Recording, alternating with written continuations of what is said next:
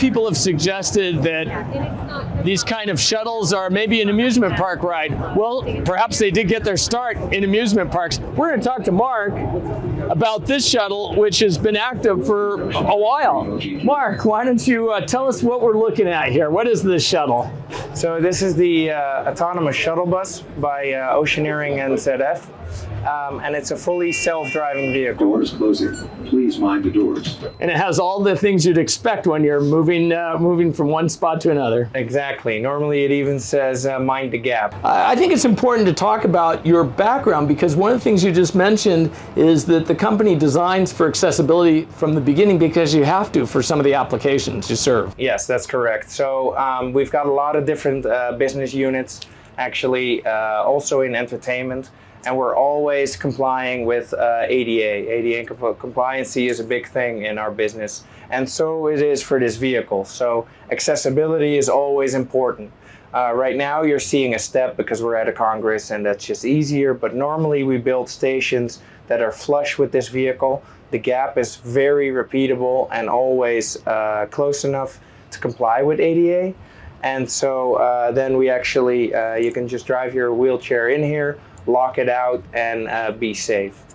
And so this is something that has been in deployment for a while. Why don't you describe some of the features that we're seeing here? It is a very symmetrical vehicle. It is bi-directional. It can do 25 miles an hour in either direction.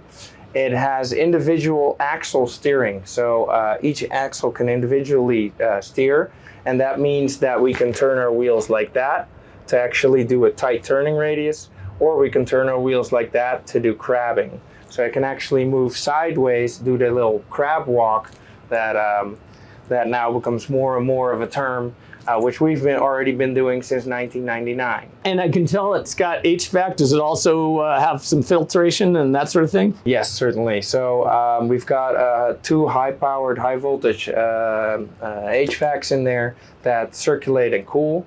And then additionally, we've got a fresh air filter that's actually pushing fresh air into the unit, also regulating on a CO2 check.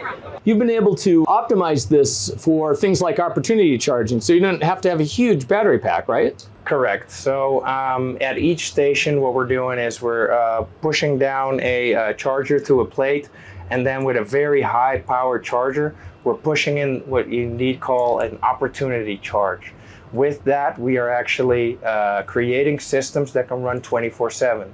So even though this battery pack with such a heavy vehicle and say a crush capacity of 22 people only has a radius of about 30-40 miles, that number becomes a little trivial because we opportunity charge. And so after a mile or two, you just juice it back up and that's it, and actually be able to run 24/7 instead of having to take a vehicle offline to charge it, which is just not efficient. And these are manufactured in Florida, right? Yes, they are. For the US market, as I was saying, Oceaneering is partnering with ZF. And for the US market, we are selling them and creating, manufacture them in Orlando, Florida.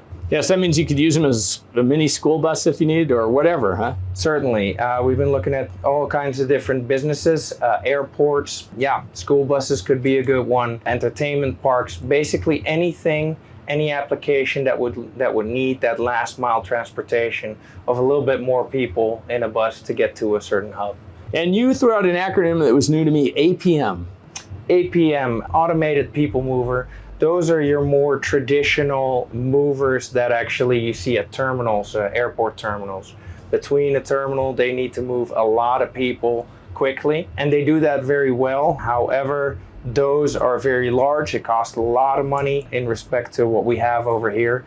You can talk about 150, 200 million per mile. While we are certainly not in that category. We just want to have 3-4 miles, you know, a couple of stations, a couple of vehicles, 10 vehicles. You're looking at the 10, 20 million dollars. So that is certainly not something that is comparable to those very high powered, very costly APMs. Excellent. Well, I know they could sure use several of these along the strip. In fact, several thousand probably today. So, oh, yes, certainly. Mark, I appreciate your time. All right. Thank you very much. Thanks.